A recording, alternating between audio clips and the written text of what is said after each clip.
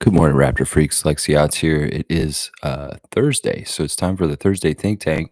And of course, this new summer format for Thursday Think Tank is a call-in show.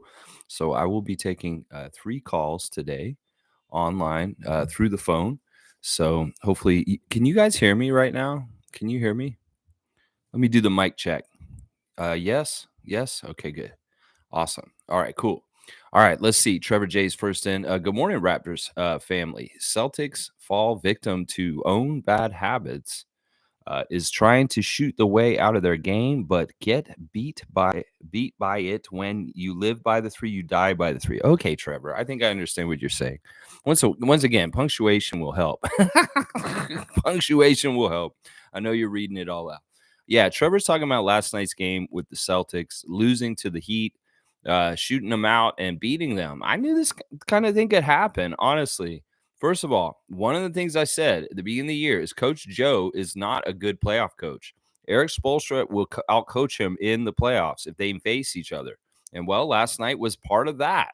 Coach Joe will be exposed in the playoffs. I said that right from the beginning of the start of the season last summer, that he may be a good regular season coach. He may be a cruise control with the refs helping him and stuff like that. But when the playoffs start, if he has to go up against a real coach like Nick Nurse or Eric Spoelstra, he's fucked. And that's what happened last night.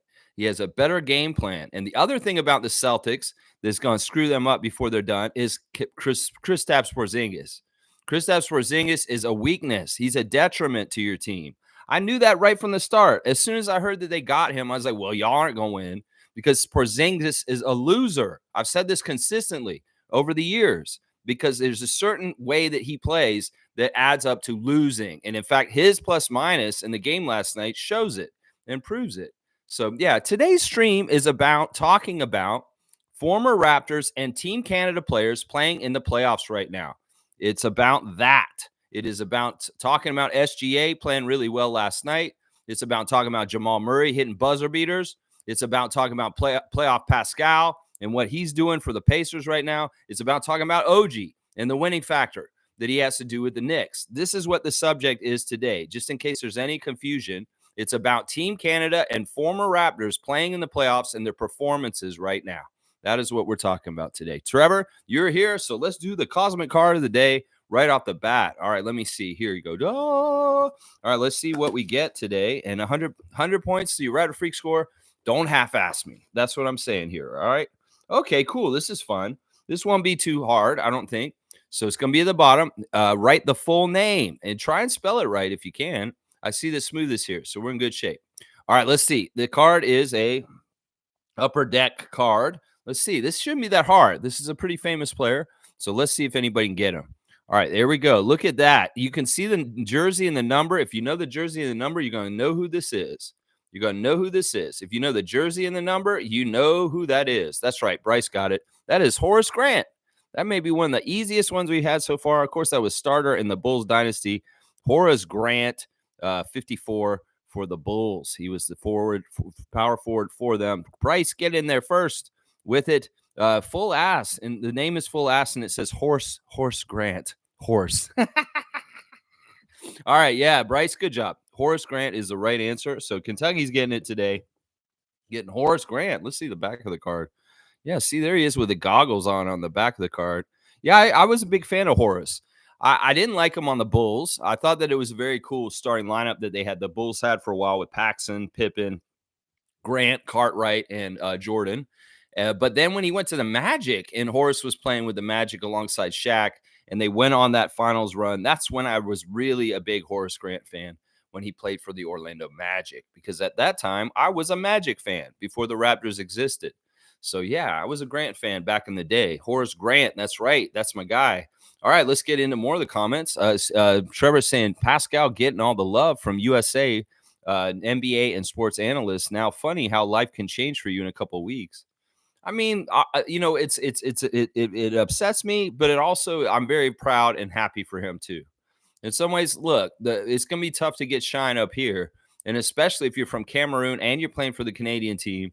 He's been under a rock in the shadows, and I hate that. In some ways, if things were more fair and people would actually give people credit for who they are and what they're doing, he would have gotten this shine a long time ago. Same for OG and his defensive stuff. Same for Fred and his leadership. Same for Pascal and his all-around excellence as being a top player in this league. Siakam is a top 10 player in this league. I'm telling you, he has been this whole time. And people are finally realizing that. Thank God. Tommy's giving the number 1 to Canada, Team Canada. All right, cool stuff. Let's go, Canada. Will we have any scrubs on our squad? Or if possible, can the NBA players fill up most of our roster? I have no idea, Tom. In some ways, I'm against getting all NBA players. I am. I very much am. We don't need to be like the USA. And there are guys that aren't in the in the NBA that are very valuable to Team Canada's program. Melvin Ejim being one of them. So I would say I'm not interested in having a whole entire squad of NBA players. I think that's a folly, and that's not a good idea. Starting 5, I have no idea. I would say like SGA, Jamal Murray, RJ, Kelly. I don't know who would be the other person. I mean, I don't think they're going to add that many people. Seriously, Tom. They're going to keep most of the team from last summer, and they may switch out a couple of guys in the bench for Jamal Murray and maybe 2 other people. I say there are 3 new people coming to Team Canada this summer. I don't think that everybody's expecting a whole change of the team, but I don't see it. I really, really don't see it. I think that we'll add Jamal Murray for sure, and then maybe O'Shea Brissett and Kem Birch. And that's it. I don't think that we're going to get like Shaden Sharp, all these other guys that everybody thinks that we're going to get. No, I don't think that's how it's going to go down. I think they will keep most of the guys from last summer. Maybe Corey Joseph will come in because he was in the practice last year, but he was hurt and he couldn't play in FIBA World Cup. I think the guys who were there last summer, with an addition of maybe O'Shea Brissett, Jamal Murray, Corey Joseph, Kem Birch, those are the top 4 guys that'll probably get added. Other people, they're dream ads, like as far as Sharp or Wiggins. I don't want Wiggins on that team. I don't think Wiggins will help. And then Sharp is too young, and he hasn't really been practicing with them. And there's a lot of other Canadian guys that just haven't been involved. If they were more involved and being in practices, Team Canada for longer, maybe Delano under Team Canada, but probably not on this team. I wouldn't hold your breath, Tom. Let's just put it that way. Tom's saying Lou Dort and SGA rock last night. Yeah, they really kicked the Pelicans' butt last night. Really, really kicked them. Routed them. In fact, man, it was crazy. The Pelicans can only score 92 points against the Thunder, apparently. SGA, huge leadership in that game. And the Pelicans are in trouble. They're down 0-2 now. And the Thunder are looking very dominant. And yes, Lou Dort and SGA, the Canadians, a big part of that. And I love it. Also, Jonas on the other side has played strong for the Pelicans, even though they've been losing. So, yeah, that's been pretty good. Tom saying Mark Daigneault is a cool story. UConn student, coach to NBA Coach of the Year. How did he spend 5 years coaching the OKC Blues? He did spend 5 years. Okay, yeah. Is he the Coach of the Year? I didn't hear that one getting announced yet. But I did hear 6th Man of the Year is Naz Reid. Most Improved Player, Tyrese Maxey. There's a couple of awards that have already been announced, but I did not hear about Mark Daigneault yet. But, of course, his team is number 1 in the West, and they are doing really well. So he did a good job. If he got Coach of the Year, he totally deserves it. Yeah, totally deserves it. Trevor saying SGA unstoppable, 33 points. My MVP. I hope so. There's a lot of media buzz saying SGA should be MVP, and I agree with that. So in some ways, they may wait a little bit to see how things go in this first round. If Thunder are about to sweep the Pelicans, well, that'll be a good case for him being an MVP. And I agree. I would like to see a second Canadian MVP, SGA, and follow in the footsteps of Steve Nash. That's right. Nako's here. Good to see Nako the Nacho. Nako, you should call me this morning. You got my number. Why don't you call me in on the show, and we'll hear your voice and see what you got to say. Nako's saying you can count on the Celtics to fumble. KP can't hang with Bam, and Tatum ain't consistent heat in 5. Here's hoping OKC was overpowering. Let's not get it too excited about this. I mean, this is a big thing that the Heat beat the Celtics in Game 2 in Boston, but adjustments. I bet you Missoula and Brad Stevens, who's going to be talking to him in between these games, are going to figure out some sort of adjustments. But Spoelstra's so smart, he's going to figure them out and adjust back. Now, Bam Adebayo is very much key to this. You're right, Nako. He is such a good defensive player with Spoelstra. Spoelstra and him have a real way of doing things at this point where Bam can really tailor make the different things and places where he's going to be and what he's going to do. And with such a high level aptitude on defense and athletic ability, Bam Adebayo is absolutely key to the Miami Heat and what they're doing right now. Without Jimmy Butler, they don't really have a leader in some ways, and Bam is being that guy right now. Now, Tyler may be doing the offensive stuff, but Bam is doing some certain things, and you're exactly right, Nako. There's something going on with Porzingis and Adebayo that's bad for the Celtics. And I'm going to say that right now. If they get him in 5, I'll be so happy. But I don't think that's realistic. This series could go all 7. Just trust me on this one. It could go all 7. Tom's saying, haha, hero whoop the Celtics. I love that. Yeah, me too. I was hoping Miami could hold them off. I hope there wouldn't be any ref hit job near the end to help the Celtics try and win and come back. But no, they held them off good in the second half and keeping at least trying to keep a double-digit lead, but it going shrinking, but still keeping the lead no matter what. That's fantastic. That is so hard to do, especially undermanned on the road against the number 1 seed and number 1 team in the league. Yeah, very impressive, Eric Spoelstra. Very, very impressive. And that's why I say he's the best coach in the league right now, Eric Spoelstra. That's right. Yeah, crazy an amount of threes for the Heat. Yeah, they had to do that. If they were going to beat the Celtics, they need to outshoot them at the 3-point line. That's right. Bryce is saying, good morning, Lex and Rat Freaks. Hope all is well with the fam. Yeah, things are pretty good. I'm going to go see my grandmother today. She's 102 in June. So this is pretty impressive to go see my grandma. It'll be very nice to see her. It's been a couple months since I've seen her. And also I'm going to get to see Adriana later, which is awesome. So I'm very much looking forward to seeing some people I love and getting to see them very soon. Y'all, the phone lines are open. So if you want to call me on the show today, just bring up the number. You have access to the number by being a channel member. It's in the community tab on this channel.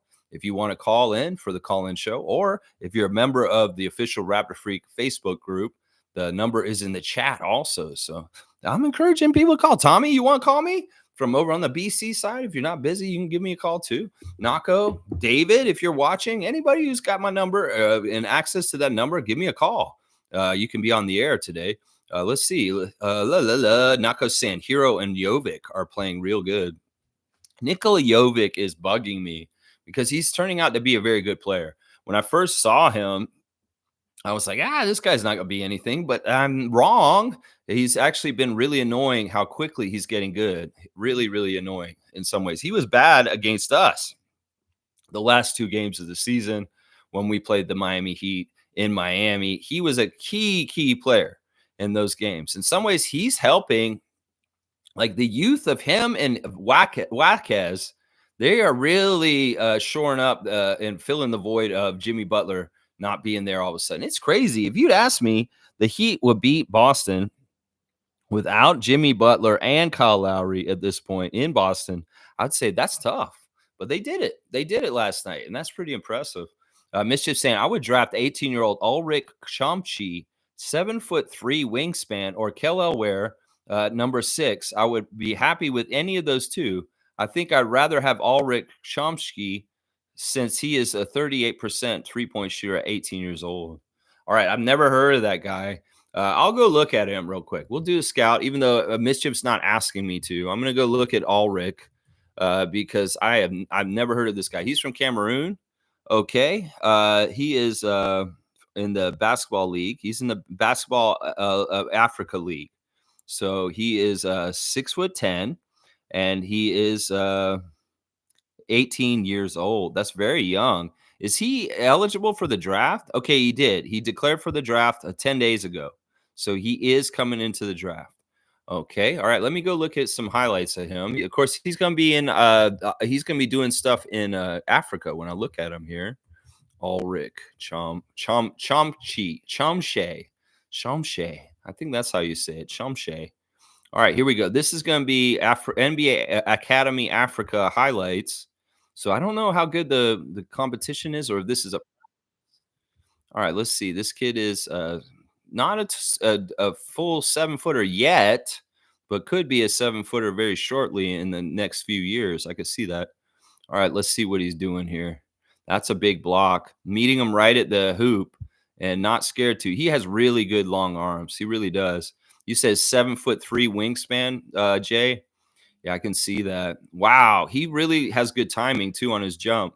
Like if somebody's going up, he's going to be there to stop him. This guy could be a good replacement for Koloko. I think that Mischief does a good job of bringing me good prospects, honestly, because he brought me Ware before, and I really like Kella Ware. And now he's showing me this Cameroonian kid. I know we looked at another Cameroonian kid already, scouted him, and I didn't like the other Cameroonian kid as much as I liked this one. Of course, all of his highlights so far have been blocks. I have not seen any offensive highlights. He has some crazy, crazy blocks. The thing is, he's got that wingspan, and he's also got a little bit of hops. Like he's not like on the ground completely. So I don't know. This guy's really raw. I can tell because of his age. He's probably a project for sure. This is the kind of guy that's like Bruno. He's like 2 years from 2 years away, kind of thing. There's a block shot on a three-pointer. That's pretty good. Okay, there's a three he just shot. Finally, I'm starting to see the offensive highlights. Yeah, he's got a nice stroke. His stroke's not that bad for like mechanics. Oh, there we go. Swoop into the lane. He puts the ball this way and comes around that way and lays it up. Yeah, I like this kid. He's definitely a project, Mischief. I don't know if he's somebody that Masai likes, but maybe he is. And who knows? Maybe he could be in a Raptors jersey soon enough. When Koloko didn't work out, we'll just get another Cameroonian shot blocker. And Ulrich looks like the guy. Yeah, Chomshe, Ulrich Chomshe. Very good stuff, Mischief. Thank you for bringing him to my attention.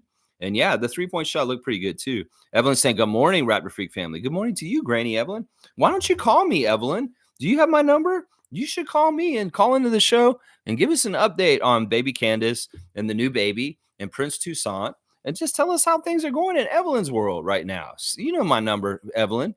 If you got it, just go ahead and call me. I'll put you on the phone and we'll put you on the air today. Smooth Brown Man saying, good morning, everybody. Good morning to you, Smooth. Always good to see you. Nako saying, oh, Tatum was also getting ref help that game. Yeah, I'm not surprised about that. Let's talk about the refs real quick for tonight's games. This is the ref cruise for today's games. Game number 3, New York at Philadelphia. The first game in Wells Fargo of the first round. Zach Zarba will be the crew chief tonight in Philly. James Williams, the referee. Kevin Cutler, the umpire. With an alternate ref is Derek Collins. In Orlando, game 3 of Cleveland at Orlando. And Cleveland's up 2-0. Scott Foster will be down there in Orlando for that game with Curtis Blair, Ashley Moyer-Gleish, his protege, and Eric Dalen. This is actually really fun for Ashley. She's going to get to ref her first ever playoff game with her mentor, her person that she looks up to, Scott Foster. How cute. Aw. And Denver at LA Lakers. Mark Davis is the crew chief. Josh Tiven is the ref, and Mark Lindsay is the umpire, alternate John Butler. So there's your refs just for tonight, just to let you know who's going to be where. Scott Foster down in Orlando tonight, guys, just so you know. And, Zach Zarba in Philly and Mark Davis in L.A. L.A., yeah, L.A. Fitness, man. Bam, son. Alan Tam, bam, son. Cool Cat saying, good morning, Raptor Freak Fit crew. I missed the Norm session yesterday. It was crazy busy at work. I really wanted to contribute to that discussion. Oh, well, next time. Well, you can if you want. They were announced that Naz Reid is the sixth man of the year.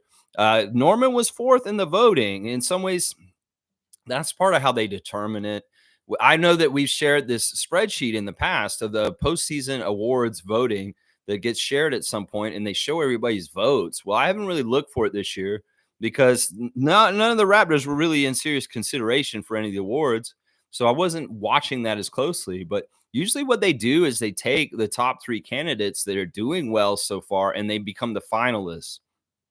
I think it's crazy that Norman wasn't even one of the finalists, but he ended up getting 4th in the whole scheme of things. Yeah, it is what it is.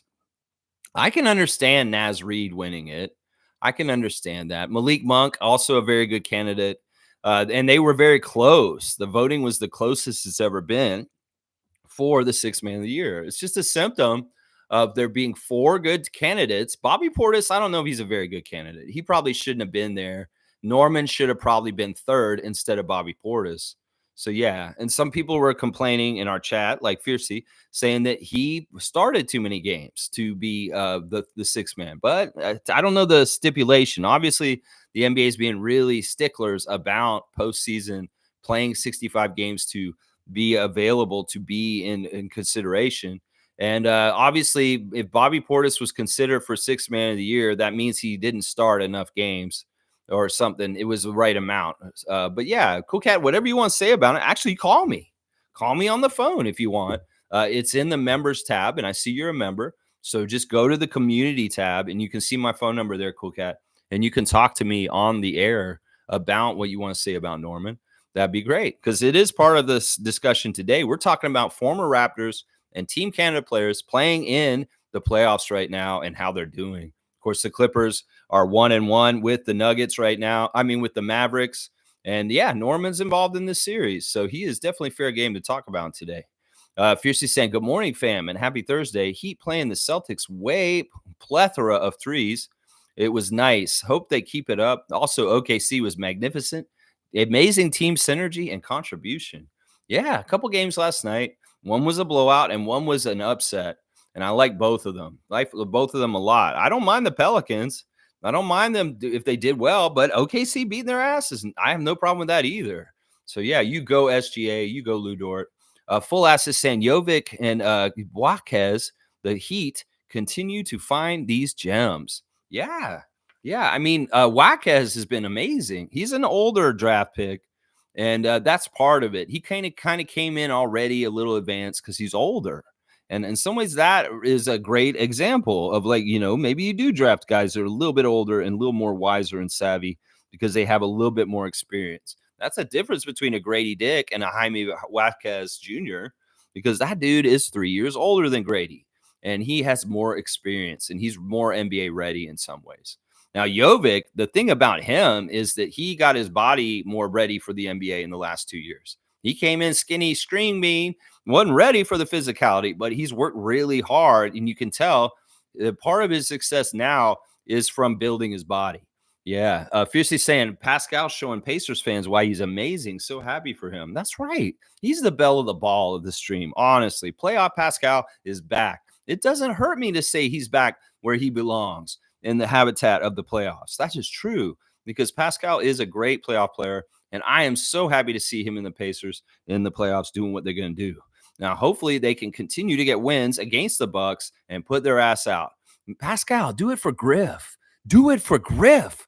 Pascal, yeah, do it for Griff. I know you like Griff. Yeah. Yeah, good job, Bryce, getting the Cosmic Card of the Day once again. It's Horace Grant. Y'all, seriously, if anybody wants to call me, I'm supposed to take 3 calls on the air today. So if you're shy, go ahead and jump in there and give me a call right now on the phone. It doesn't matter who you are. If you got the number or access to it, you can call me right now and I will put you on the air. Alan Tam, you thought this was Dennis Rodman?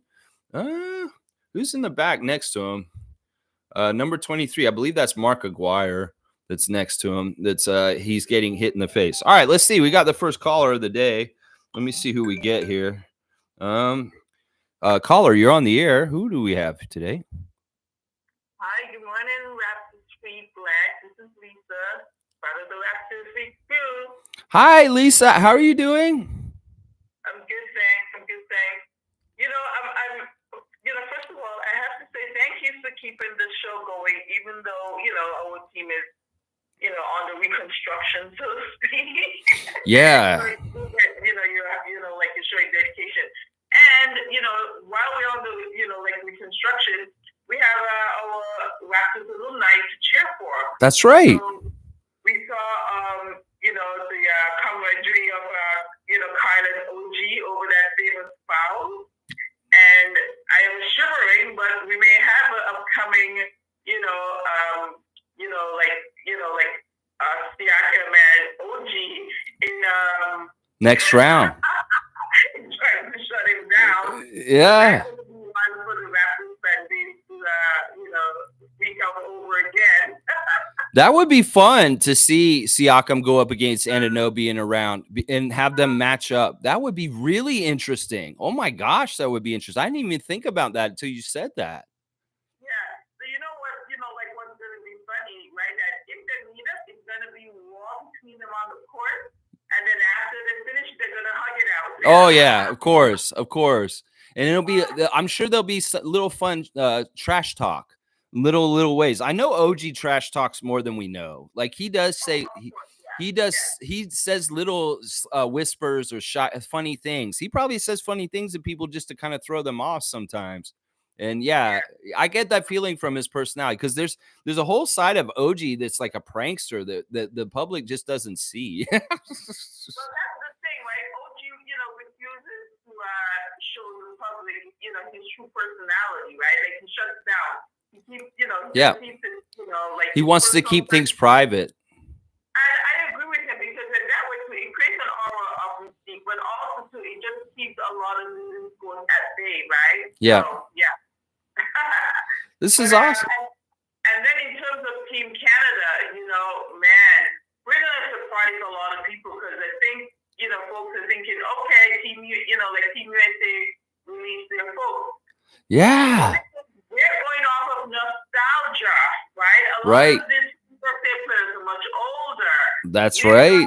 Young players, who are, lethal and fast.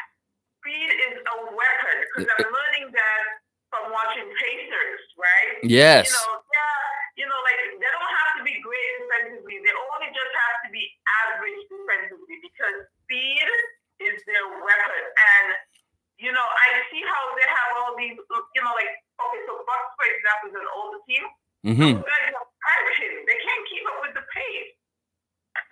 Yeah. So I expect Team Canada, especially with Jordan being the coach, you're going to see that pace again, right? SGA, Nickel, Lou Dort, these guys will push it. And you're exactly right. I think it's a mistake by Team USA to leave out somebody like Brunson. I was really shocked they wouldn't even put Brunson on this team, but it's because of all these old guys coming and taking the spots. So you know what? So I was thinking about why they chose Halliburton over Brunson. The thing is, Halliburton is a traditional point guard where he's going to have the role of a traditional point guard to pass a lot and put everybody in position, whereas Jalen Brunson will be hunting his shot. They figure, well, we already have enough shot makers. We got Anthony, we got Curry, we got one other, but we need a point guard who will be passed first. And so that's why I think Halliburton got it first. Yeah. That's interesting. Yeah, there really are only like 2 or 3 younger generation players on the Team USA now at this point. I think it's like Halliburton, Edwards, and I can't even think of who all the rest of them are all like 10-year NBA vets at this point. It's crazy. Yeah, I think they made a mistake. They should have added Scotty to the team because he's defensive minded, he's tough, and he's also a playmaker. And, this guy just has all these lengthy appendages about him. Those arms and legs are everywhere. Like, he is a feeble type. And the thing is, he's been playing for Team USA all his life, right? Yeah. So he's also, familiar with fever playing. Yeah, he did the Team USA in the under levels. Yeah. I don't know. I'm still really okay with Scotty not being on the team. He will get his time. And it was fun to see Masai talk about it on his end of season. He said, yeah, Scotty wants this. I want this for him. But down the road on another cycle, these old guys got to retire. Durant, James, Curry, they got to retire. And then the new generation can jump in there. But that Paulo's in line ahead of him. And that's like Paulo not being on the team. Scotty's definitely not going to get on the team then. It's weird. And sometimes I feel like he should be in there ahead of Paulo, but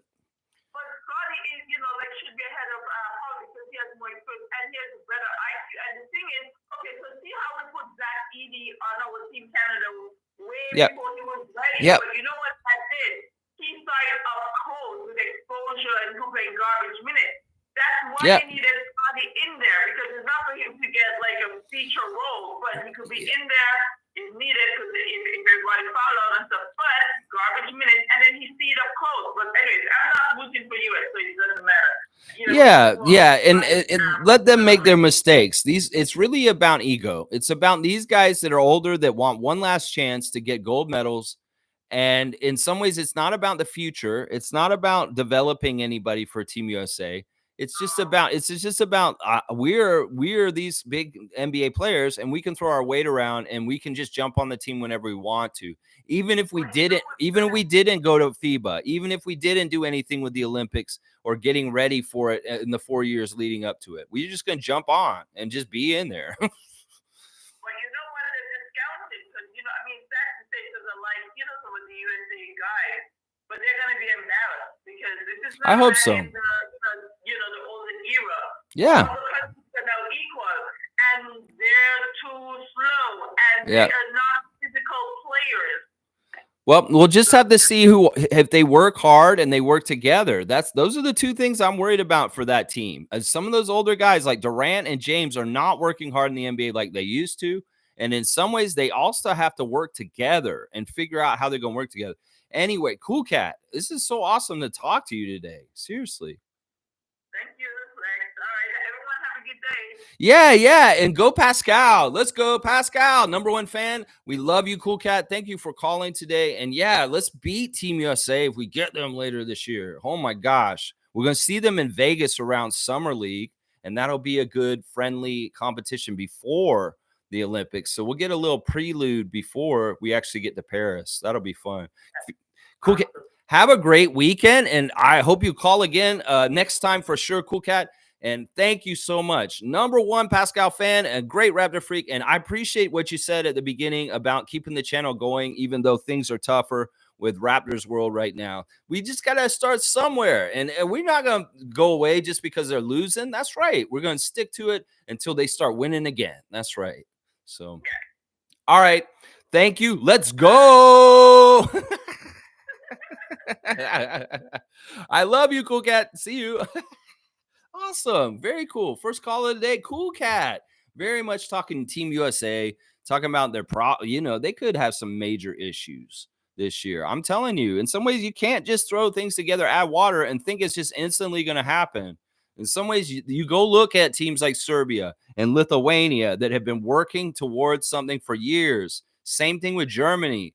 And that, you can't just do this, USA. In some ways, the audacity, the ego of you thinking this is going to get you in trouble by the end. I'm telling you right now. Yeah. Fiercey's used to him wearing goggles. Yeah. He doesn't have the goggles on the front, but then Horace has them on the back. Like it. Yeah. Let's see. Cool Cat on her comment here. I'm just getting to it right now. She's saying Montrealer. Hang on. Montrealer. Oh, it jumped ahead. Good to see so many good comments. Let me make sure I get Montreal or OKC. Lou Dort is a powerful shooting guard weapon with his strength and 3-point shooting. He has improved his three 100%, 100 times FIBA effect of him, and Dylan is beautiful. Yeah, I'm excited. Dylan's an X factor. In some ways, he's already doing some good advanced work for the Team Canada against Team USA with his crap talking. In some ways, he is doing psychological warfare. And I like it. I like it. In some ways, he does this. Terrence Ross and I were talking about Dylan Brooks the other day, and he said Dylan is the ultimate troll in the NBA. His stuff that he doesn't always work. Sometimes it really backfires on him, but sometimes it does really work, is what Terrence Ross was saying. Somebody who's competed with Dylan Brooks on the NBA level and how he looks at him. He doesn't sound like he likes Dylan Brooks. Let's just put it that way when Terrence Ross talks about him. He's like, yeah, that guy's a troll. He's the biggest troll in the league, is what he says. Alan, you think this is Ben Wallace? Yeah, no. All right, let's see. Fiercey saying Lou Dort is a blessing to watch as well. High caliber defense, disruptive, and hitting threes beautifully.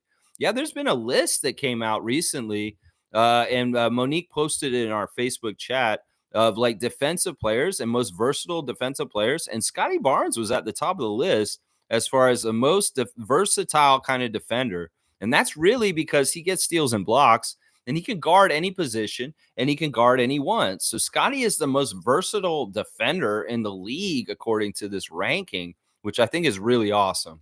Trevor J saying, I love how Jimmy Butler trolled the Celtics by putting his face on a brown jersey. That's funny. Yeah, I seen Jimmy say something about let us get one and look out. Yeah, that's awesome stuff. All right, let's go look at some more news right now. Guys, Mafuzi Chef is back. Serge Ibaka posting in the last hour that he has a new season of How Hungry Are You coming out. And his first guest in this new season is world football star Jamal Musiala Alaya. I'm not sure if I said his name right. All respect if I didn't. But yeah, Serge Ibaka hungry. How hungry are you? Is back in business. Love to see who he gets as guests this year. Hopefully, he has some Raptor in there somewhere. Really, really interesting stuff there. Let's see what else is going on. Oh, guys, in the community tab, I am posting the 5-year anniversaries of my Kensington Variety VIP Club. There's a new episode up this morning, and it has to do with us beating the Magic 5 years ago in our playoff run in the first round. So if you want to hear my reactions to the Raptors closing out the Orlando Magic in 5 games in the first round 5 years ago in 2019, well, that is in the community tab. You can watch it and you can hear me break it down. I even give a preview for the Philadelphia series, talking about what to look for and watch out for against the Sixers in the second round. Of course, that epic 7-game series with the Kawhi shot culminating it. So yeah, if you want to see how I reacted during the championship run, well, it's in the community tab. You can watch it there. Yeah. Let's see. Smooth saying, I think Tristan Thompson will be on the team. I don't know about that. Once again, I'll say this, that Rowan Barrett Sr. and Jordy Fernandez have both kind of said that they were going to favor guys who have been around the program already. I think that what Nick Nurse was doing when he was coach of Team Canada is still sticking, that he really valued continuity and having the same guys show up. Now, if somebody has not been around in any kind of way in a Team Canada jersey in the last few years, they're probably not in the running. Now, there are guys that weren't there last year at FIBA that are in the running because they were a part of the progress towards it in FIBA World Cup, but they just got hurt before it happened and they couldn't go. Jamal Murray, O'Shea Brissett, Corey Joseph are 3 for sure that were in training camp for last year's FIBA, but did not go all the way because they were hurt and they opted out at the end last minute. So I would tell you the 3 most likely people to be added are Jamal Murray, O'Shea Brissett, and Corey Joseph. Now, recently, we've heard rumblings that Kem Birch is healthy and he could be added to the team. He has also been involved with Team Canada in the last 4 years pretty extensively. So I could say he's probably the 4th most likely candidate to be added to. So, and then after that, I would say maybe Delano is next after that as far as 5th. But other than that, I don't see most of the NBA guys that are Canadian getting added, and Tristan Thompson's one of them. He could be helpful because he's big, and in some ways he's experienced. But if he has not been wearing the red and white anytime recently, well, he's probably not coming. I'm going to say that right now. He's probably not coming. Nameless is saying, I think you're wrong, bro. They're going to totally rejig this roster. You're talking about Team Canada? No. I've already heard them say this, Nameless. Rowan Barrett Sr. said that he wants to keep as many people from last summer to come in this year. In some ways, Jordy's already going to be like stretched thin because of getting this new Brooklyn Nets job. And he is, he's going to have to figure out all his net stuff. He's not going to want to have totally new Team Canada players to integrate all of a sudden to make it tough for that. He's going to value having the core from last summer with a couple of upgrades, but nothing totally crazy. I'm going to tell you right now, there may be 3 or 4 new names, and that is it. I can't see more than 4 at the most. 4 may be the most new names coming in. I'm going to tell you that right now. Cool Cat saying, I like Team Canada having a mix of NBA and FIBA players. I think we should only add Jamal Murray and maybe another rookie center to the team to learn. Yeah, I think it'll be that and maybe one more person. I think the Cool Cat's about right there. Randolph Phillips saying, good morning to all you amazing Raptor freaks. Most informative gang. With all the corruptions, evils, and wickedness in the world today, we're blessed with each other on this virtual space with love. I love that, man. What a powerful statement by Randolph, man. And you're right. Listen, we can't take for granted the good things in life because there are bad things out there. And if we want to focus on the bad things, well, they're going to grow. So let's focus on the good things, just like Randolph said, the fellowship and the community of this channel. And just the fact that we get to share time and hang out with each other and talk about what we love, the Toronto Raptors and Team Canada. So, Randolph, I love you, man. And I'm going to give you a 3-pointer for such a beautiful sentiment this morning, because it's true. We could get really bogged down with a lot of negative, really bad stuff happening in the world right now. And Randolph wants to point to great things, just like, having the connection that we have today on this channel, I'm with him. 23, you got Michael Jordan or Fred VanVleet's number right now. Randolph, so good. Nako, that OKC game was over after the first quarter. Call me, Gerald. Seriously, call me, Gerald. Call me, bro. Call me right now, my guy. You got my phone number. I want you to call me, my guy. Let's see. Nameless saying you're basically saying that Team Canada is not going to take the opportunity to improve their roster. That's not what I'm saying. They will improve their roster. Just adding Jamal Murray is going to be huge. Sometimes you can overkill it. Nameless. It's like a plant. If you overwater a plant, you'll kill it. You will kill it. So you don't want to overwater it. You want to give it just the right amount of water and food and fertilizer. If you give too much, you will kill it. And I'm just telling you. So yeah, Jamal Murray is a huge bonus. You think about the lineup: SGA, Jamal, Kelly, RJ, Lou Dort, Nickel, Kyle Alexander. We've got a lot of really good players on that team. Zach already. We have most of the good pieces from last year. There's a reason why they won the bronze at FIBA World Cup last year. Why would you want to tinker with that too much? Because that's proven that team beat the U.S. last year. I'm telling you, in some ways, I don't think the U.S. is upgrading their team. Seriously. In some ways, I do not think they're upgrading their team for this summer. They may have had a better team last year because they had more role players and more like kind of players that aren't all just like who they're sending. So we'll have to see. Once again, this stream is about the playoffs. We're talking about Team Canada players in the playoffs. We're not necessarily talking about the roster for Team Canada because that is not totally clear and that's nebulous. That could be very much changing very soon. But I don't know what's going to happen. I'm just trying to relay the message that I heard from Roland Barrett Sr. and Jordy Fernandez that they do have priority for the guys who've already been there and doing stuff for the team and been around it. They're not going to just take all the NBA guys and say, yeah, we just want all the NBA guys. They're not going to do that. Trust me, they won't. Smooth saying, we need Tristan at the 5. His game is suited to FIBA. I'd say get Kem Birch instead. Kem Birch has been around Team Canada more recently. They're basically the same kind of player. In some ways, Kem Birch is a more prototypical FIBA player than Tristan Thompson. So I would say get Kem instead. If Kem is healthy and he can play like he did a couple of years ago for the Raptors, he's the better choice. Just trust me, Kem Birch. Full ass is saying Malik Monk got robbed for the 6-man. He leads in all major statistical categories, plus minutes and field goal percentage. Yeah, I mean, listen, it was very, very close. In some ways, Sacramento gets the short end of the stick all the time anyway. The NBA is just doing it again. And Nameless is agreeing with you. Tom Duke's saying, haha, his name is Full Ass. Yeah, it's all good. Full Ass is not a bad name. That's pretty good. Bryce is saying, Kings suck. Timberwolves don't. That's why. In some ways, that's true. Timberwolves had a way better record than the Kings. And the Kings weren't as strong this year as they were. And Naz Reid was definitely a huge factor for the Timberwolves off the bench. He was a game changer. And he's a big, huge part of why they've done well this year. Fiercely saying, I saw Pat Riley display emotion yesterday. He actually happily clapped in the fourth quarter. That was nice to watch. Well, I mean, Pat feels good when he beats the Celtics. That goes all the way back to Laker days. Yeah, Pat Riley gets real happy when his team has a win in the Boston arena and he's the visitor. There's a lot of history of that. Trust me. Cool Cat saying Norm is being disrespected even for 6-man consideration. Bam is being mentored to take over leadership of the Heat.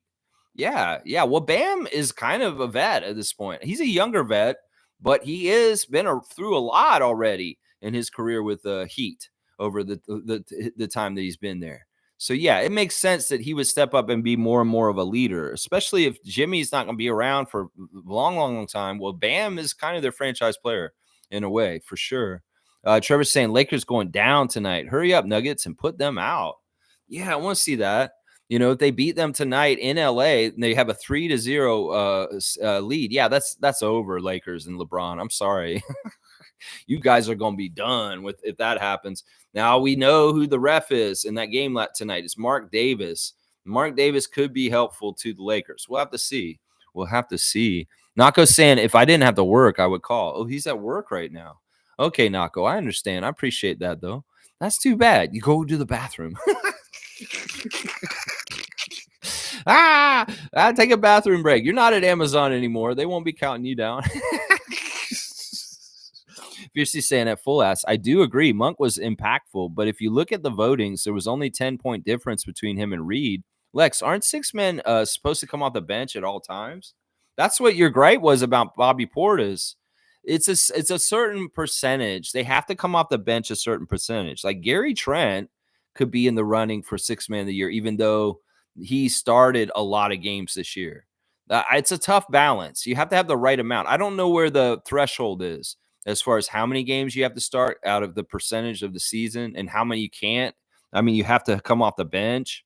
But if Bobby Portis is probably he just qualifies maybe because he did start a lot this year, and I know that's part of your gripe is that Bobby Portis Jr. shouldn't have been considered for six man, and Norman should have been one of the top three instead of him. I'm with you on that. I'm completely with you on that.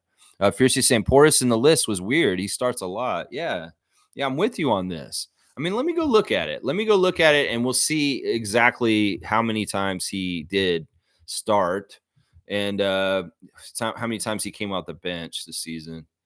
Okay, so this year you know what? Honestly, he only started 4 games this year, so he really was a six man. So he only started 4 games, so that makes sense. He played all 82, and he only started 4 of them, so that's a six man right there. So he didn't really start that much. Nako's saying Jaime Vasquez is pronounced Jaime Vasquez. I don't know. In some ways, I don't know the silent J that well. I'll try and say his name correctly more in the future. But if I don't get it totally right, in some ways I don't care. He's not a Raptor. If this is just me doing what they've done to Anunoby and Valanciunas for years, I'll just do it to them. I'm sorry.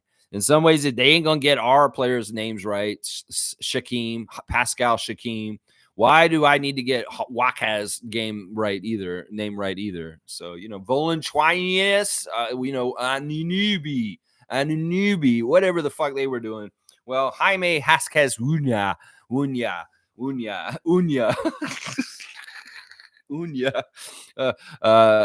Cool Cat saying the Heat recruitment and developing a player should be studied by the Raptors. We need that process again, the Raptors. Yeah, I mean, I want us to develop better. Yeah, I do. I really, really do. And I think we're going to get there. I think that Darko is starting already. Grady and Scotty this past year. There will be more development with RJ and IQ coming after this summer. Yeah, let's see the development of our young guys growing and getting better in the near future. Our young Raptors core. That's right. Cool Cat saying put Ulrich Chomchi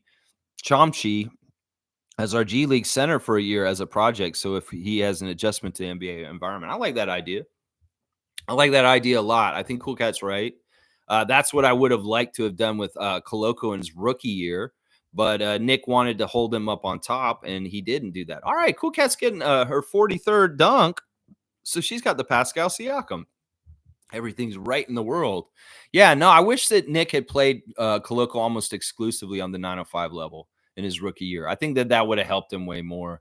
And it's kind of annoying that he didn't. I feel like that was that he dropped the ball on that. Gee, why don't you give me a call on the phone?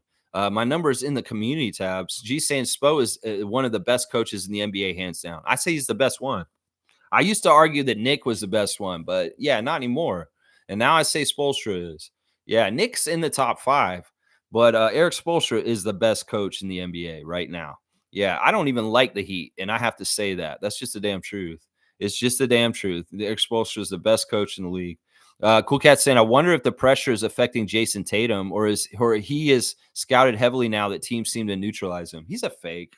He's a golden boy that they made bigger than he actually is. He's exactly who he is. He's just an ordinary player in some ways, and they want to make him bigger. He has flaws to his game.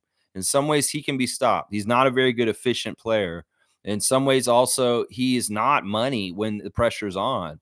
And that's a lot of it. The history of him and his career so far has shown the same thing over and over again. So, yeah, I don't believe in him. I have more faith in Jaylen Brown than I do Jason Tatum. And, yeah, if the pressure's getting to him, oh, my gosh. Oh, well, it's going to happen. You're in the playoffs, bro. And there's a lot of expectations for you. And you're the number one guy on the top team in the East. Yeah, if you fail, it's on your shoulders, bro. And, yeah, that pressure, you should be feeling it. You should be feeling it. And your coach ain't going to help you when the chips are down. Watch. He's going to fail you, and y'all are going to go out, and everybody's going to be like, what the fuck is wrong with the Celtics? And I'm going to be like, yeah, I said all this shit. Coach Joe's not a playoff coach, and Porzingis is a loser. Yeah, y'all will find out. Smooth saying Lakers going to throw everything at the Nuggets tonight, the refs included. Well, we'll see how Mark Davis does things tonight. Mark Lindsay, the Family Guy, they're going to be there. Yeah. Who is the caller? That was Cool Cat. David, you call me next. You have a new number. You tried it out on me. Why don't you call me right now, David? I need to talk to you, actually. And we can talk whatever. You want to talk about Raptors? You want to talk about Team Canada? You want to talk about the playoffs? You want to talk about gardening? You can call me up and let's talk soil. But my guy, real quick. Dana's saying, good morning, everybody. Good morning to Canadian Dana. Dana, you can call me. You want to give me a call this morning to Canadian Dana and tell me what strain you're smoking? I went to the weed store yesterday and I got a couple new strains. I got Berry Smasher. Berry Smasher. It's a weird one. But yeah, anybody can call me right now. I got 2 more calls to fulfill before the end of the stream. So yeah, maybe I should try and call Steve. If I don't get a call, should I just call random people and try and get them on the show? Is that could be something I could do too? If you guys don't call me, I might have to call other people and just do phone calls. Because I have a quota, 2 more phone calls to do before I get done.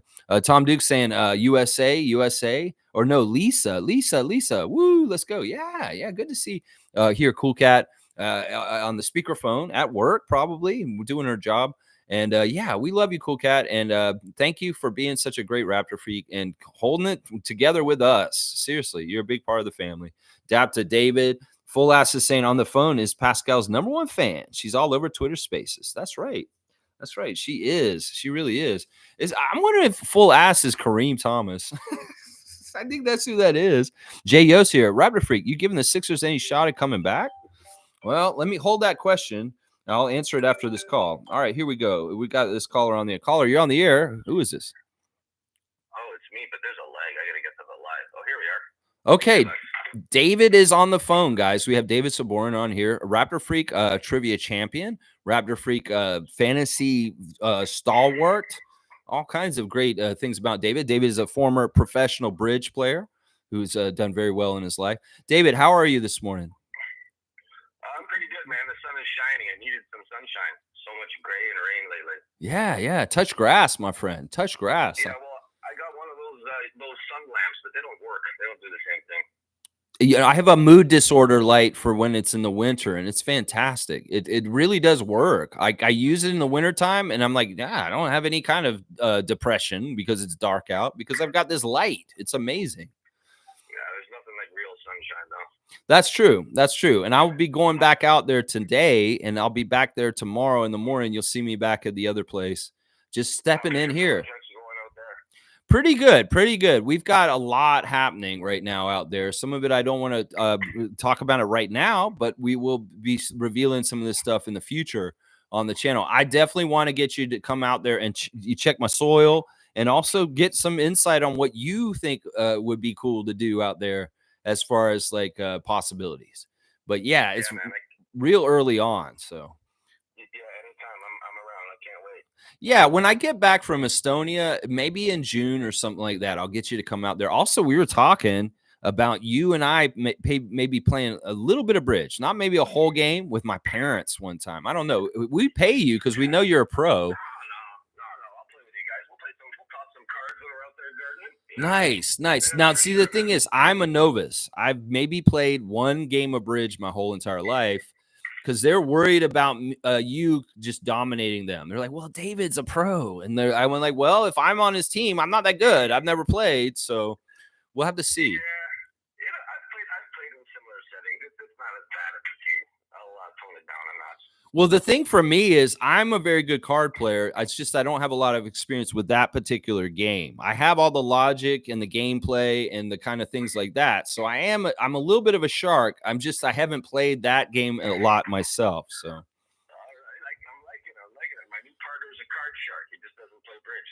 That's right. I'm good with euchre. I'm good with spades. I'm good with hearts. I'm good with canasta. I'm good with gin. I'm good with let's see what else. I've even played Sheep's Head. I don't know if you've even heard of Sheep's Head. I've never even heard of that one. I know the others, but I think that might have been a game made up by my high school drama teacher. He's like, he didn't want to teach class. He's like, we're gonna play Sheep's Head, and he taught us how to play Sheep's Head. I don't even think we did drama. That's funny. Where are we doing? Where's Team Canada finishing this year? We getting a medal? I want us to medal. I think that would be the ultimate success, at least a medal. If we get bronze like we did last summer, I wouldn't be upset about it. I feel like we just want to do well and have a good showing. So I feel like we could get medal, and I think that that's the ultimate goal. Getting gold would be fantastic, but I don't know if that's totally realistic in the whole thing. But who knows? Maybe it is. SGA can make his own destiny, maybe. If it happens, it happens. That's right. It's nice that they're focusing on the continuity, though. I kind of feel bad for some of these guys who are like in the program, and maybe I don't know if it's happened in Canada previously or in the U.S. if it happens, but then whenever the superstar becomes available, it's like you just automatically lose your spot. But like, Right. you kind of worked for that, you kind of Yeah. paid your dues, you kind of earned it, So I get making like some additions, like a Jamal Murray or something like that, but I think for the most part it would be nice if they just kind of let the guys play who have been there playing. Yeah, I mean, it's guys like the Scrub Brothers. It's guys like Trey Bell Haynes, Melvin Ejim. These guys are not NBA players, but they've worked with Team Canada over the last decade in some cases to really build up the program. And in some ways, that's right. Why would you go all the way to the big show, the time, and like then you feel like, but in some ways, these guys get their credit and do either way because the people inside the program is like, yeah, we couldn't have done this without Melvin. We could have done this without Trey. But I get what you're saying. And I feel like the U.S. is the worst for this because all those guys went last year. I know they didn't do well and they failed. In some ways, they don't want to carry so many people from last summer. But still, I feel like that in some ways that doesn't build team spirit. It doesn't build unity. It kind of makes you feel disposable. And it's kind of, Yeah, it's hard to be fully committed and put 110% when you feel like you're disposable. Yeah, and like countries like Lithuania and Serbia and Germany, they're working with guys for like 10 years. And these guys are like, if you're in, you're in. And you get you're a part of a project for a long time. Jonas Valanciunas first played for Team Lithuania when he was like 14, something like that. And how old is he now? He's like in his mid 30s. So he's been playing for Team Lithuania for 20 years. That means something. That means something. That's what Joel should be doing. Yeah. Oh, well, we'll bring that up. I think that will be my Friday freak out. I'm going to freak out on Joel Embiid tomorrow, along with Frederick Weiss and what he said. Did you hear about what he said? He shouldn't be allowed to come into France. Oh my God. Yeah. Well, I'm going to go over that tomorrow. But David, man, thanks for calling me today. I appreciate you being open to playing bridge with my folks and I. I think that'll be fun. We won't play a full game. We can just play a couple hands just for fun. Yeah, we'll play a bit. Yeah. I don't want to take too much time doing it, but I think it would be fun to just do because my folks play with Robert Todd back in the day at different times. And, they also kind of want to get me encouraged to play a little bit more maybe.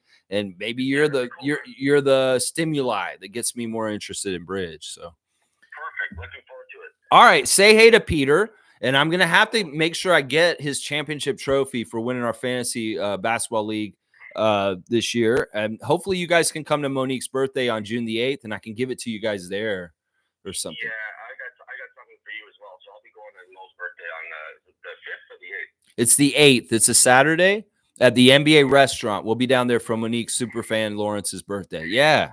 Awesome. So you got some for me and I got some for you guys. All right, cool. Perfect. David, thanks for calling today, man. And thanks for being on the Thursday Think Tank. Thanks for having me, man. Go Raps. David, you're awesome. Thanks for being my number one supporter. And I will catch up with you again very soon. One last thing. Sure. Fuck Philadelphia and fuck Boston. Let's go, David. Yes. Talk to you later. Yeah, man. Awesome. What a way to end it right there. All right, there you go, J.O. There you go. Are you giving the Sixers any shot of coming back? I don't know. In some ways, Thibodeau is a very good defensive coach. In some ways, Joel's not going to get any healthier. I don't know. In some ways, you guys had big games from Embiid and Maxey in the last game, and y'all still lost. So I don't know, J.O. In some ways, I'm a hater because Nick Nurse is a turncoat snake. And maybe my friendliness towards Sixer Nation before was okay. But once Nick went to you guys are enemy number one with the Celtics as far as I'm concerned. Just like David said, fuck you guys and fuck the Celtics. And in some ways, that's the way I'm kind of going about it. I have allegiances to OG. because OG is such a great former Raptor and even Precious on the bench. So in some ways, yeah, I'm rooting against y'all with OG to stop y'all. So Knicks, let's go. New York Knicks, Milbester. Yes, I'm rooting for them, J.O. All apologies, Sixers Nation. But Nick Nurse is a turncoat, and he's my Vince Carter coach at this point. Yeah, he turned on us. He quit on us. So fuck Nick Nurse. I want him to lose. Tom Duke's got a cool picture. Is that Siakam? And wearing Cameroonian colors? Really cool. Tom, how did you make these new emoticons? Like with me having the Canada flag behind me. That's pretty cool, Tom. I like it. David's saying at Jayo, they never had a chance to begin with, bro. Wow. Wow. Yeah, I'm with you. Fiercely saying respect to Pascal. I like that.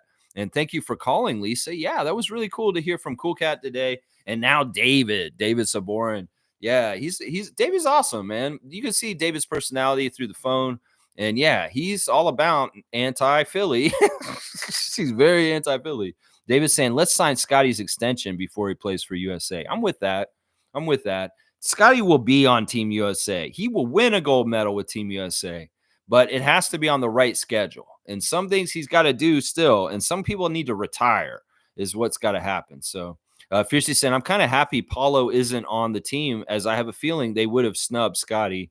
Yeah, in some ways, I'm glad. In some ways, I'm glad all these old heads are coming and taking all the spots, because then it's really like, okay, Scotty isn't snubbed. It's just that everybody who's young is snubbed because of the Team USA old heads coming in and taking all the spots.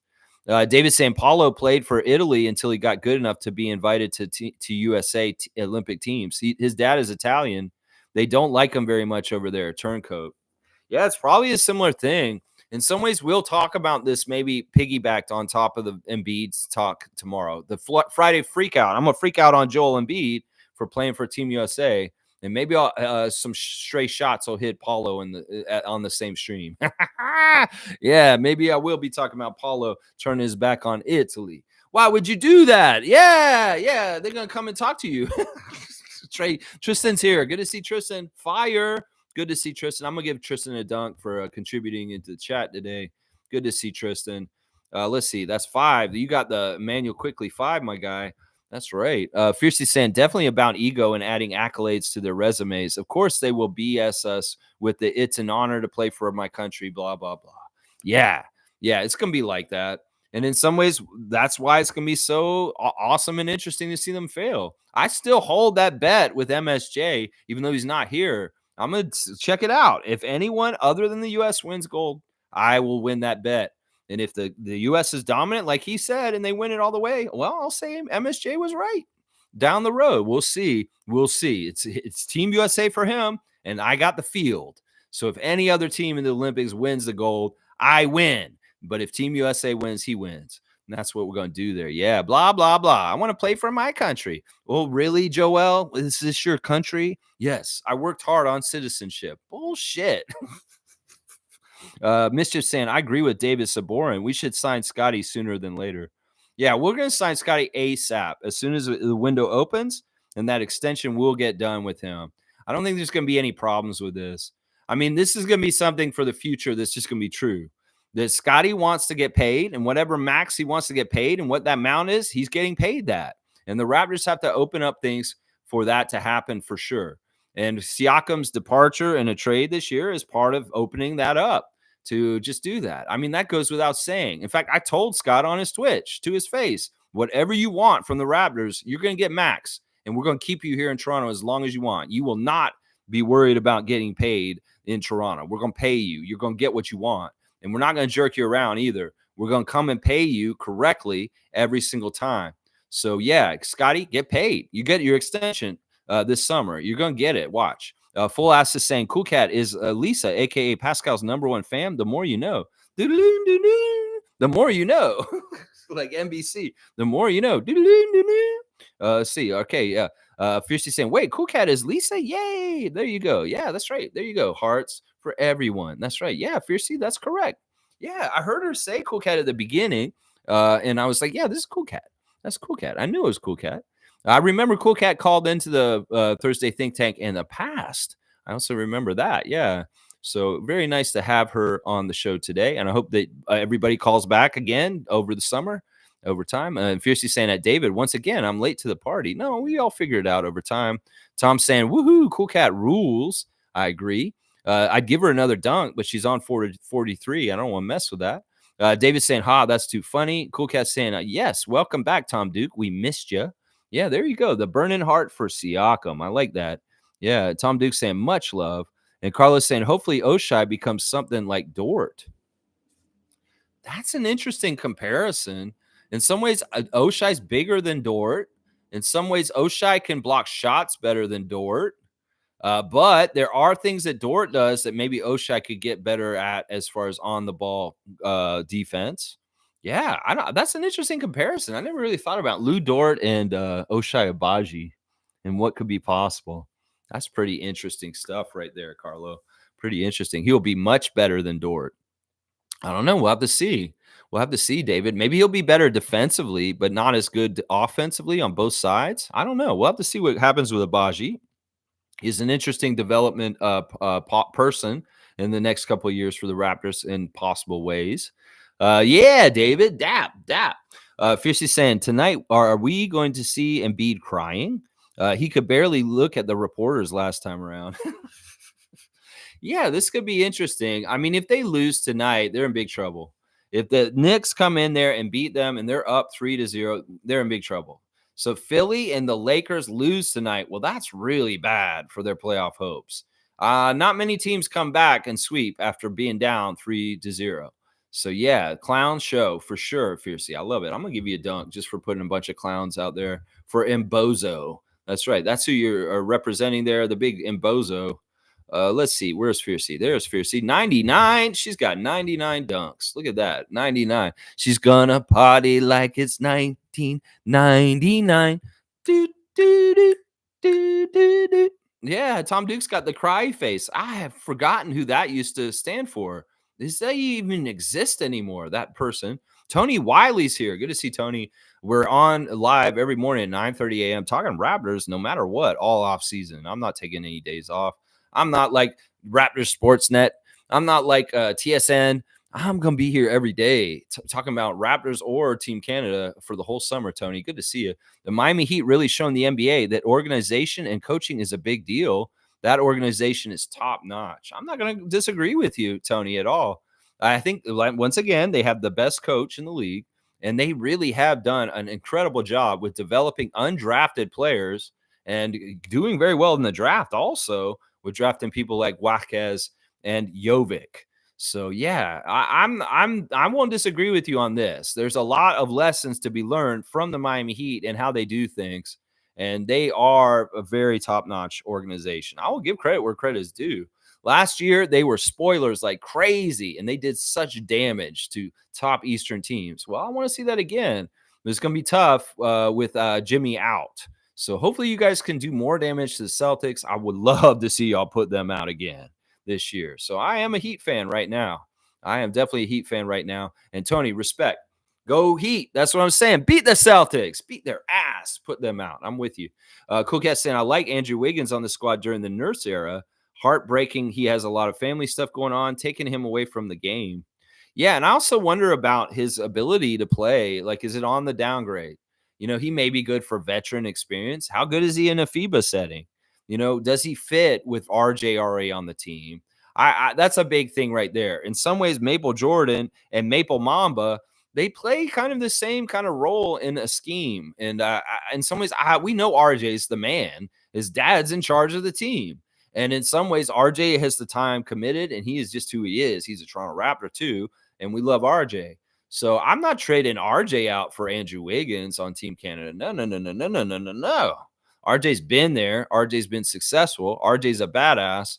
And Andrew, you need to go take care of your dad and other people that are around you and worry about other things, honestly, especially if he's distracted. Tom Duke saying 100% agree, Tony. Nothing quite like Heat culture. Well, you know, we have a culture here in Toronto, and maybe it's not working exactly right for the results, but that culture is still intact. I believe what Masai Ujiri said in his end of season interview, that the culture here is still strong. And that's part of the reason why we can keep going, even though we just lost like a 15-game losing streak at the end of the season. We understand what Raptor culture is historically, and we have something to point to. Some of these franchises that have been very bad for a few years, they have a hard time getting back to their culture of winning, whether it's the Wizards, the Pistons, the Magic. Even the Sixers had a hard time shaking off the process and losing a lot to start winning again. I'm hoping that we can just get back to our old habits quickly because Scotty's healthy, Jakob's healthy, and RJ and the rest of them continue to get better and better. There's Heat culture and there is Raptor culture also. And just because the Raptors bottomed out this season and had some tough things happen to them, don't count out Raptor culture from being dead. Seriously, that's a mistake that a lot of people are going to make this season and the offseason coming up for next season. They're going to think the Raptors are just done and they're not going to be competing for the playoffs for a while. They're wrong. We're going to come back and we're going to be a competitive team next year. So don't expect us to be like the Wizards next year, rest of the NBA, because Raptor culture is real, just like Heat culture. Yeah, David's saying Pat Riley is one of the GOATs. Pat Riley's been very successful throughout his career. You can start all the way back in Kentucky with Adolph Rupp and all that stuff way back then. That's why Pat Riley knows his stuff, because he was around Rupp like way back. I'm telling you, at Rupp Arena. Yeah. And then you got, his time in the league playing as a player, playing on the Lakers and the Knicks. He won a championship with Phil Jackson and them in New York, I believe. And yeah, then of course the coaching, taking over for Paul Westhead, and taking over for that coach that got ran over or fell on the bike. Yeah, there's a very interesting story to Pat Riley. He's been around the league his whole life pretty much. And yeah, he's been a very successful person in the front office also in different places. But he's been around Miami for a long time now. And yeah, Pat Riley, respect to Pat Riley. Cool Cat saying MVP has to be SGA this year. OKC needed him back to return to the number one ranking. I hope you're right. And I hope that this is what ends up happening, that SGA will be the MVP this year. Fiercey's got Pascal on blast. That's a beautiful emoji, Tom. Yeah, I like that too. Very, very cool. Tom's very creative with the emojis right now. I like it. Monique's here. Good morning, Raptor Freak family. Good morning to you, Superfan Mo. Tom saying, wish he was still a Raptor. Always will be in my head. Same with a few others. Listen, these guys are connected. Like he said, he's forever Toronto. He will always have a place here. He's going to have his house here, the PS43 Foundation. Siakam's always going to be a part of Toronto. He's playing in the playoffs right now, but when he's done, I'll bet you he's coming back to Toronto to hang around for a little bit and be around people up here for a bit. So once again, our alumni, if they're in good standing, they didn't do something messed up after they left, say something or messed up the way they left. Well, they're good standing. Well, we love them. We're going to celebrate them and talk good about them for a long, long time after that. Tom saying morning to Mo. That's right. Cool Cat saying Siakam punished the Bucks for 2 straight games, so they will focus on taking him out of the game. Hallie needs to replace him as the Punisher. So any two Hallie, Siakam, Turner should be the weapons. Yeah, that may be true. The adjustment may be that they're going to overcompensate to try and stop Siakam, and that may open up things for the other guys. I think that's a pretty good prediction, Cool Cat, and hopefully Rick Carlisle will be ready for it with the adjustments, and Halliburton will be ready to step up and make the baskets. That's part of the problem right now. Fiercely saying, so happy there are no former Raptors playing for the Lakers.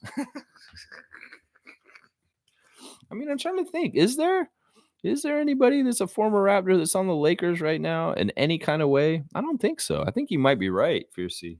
Yeah. I mean, we'll have to see. The Lakers had their best chance to beat the Nuggets in game 2, and they failed, and they lost at the last second. It was awesome. Well, let's see how close the game is tonight. Hopefully the Nuggets can just blow them out on their home court in front of their own fans. That will be fun. Tom's saying 100%, Fiercey. Good point. Fiercey saying, thanks for the stats, Lex, but I still hate Portis. Seriously, Norman over Portis. Yeah, I just had to look it up because I was wondering about it. And, I'll go look at Norman, see how many games he started. I don't think he started hardly any, though. He might have started just as many, though, just so you know. Why is he? Oh, there he is. Okay. Let's see. Norman played.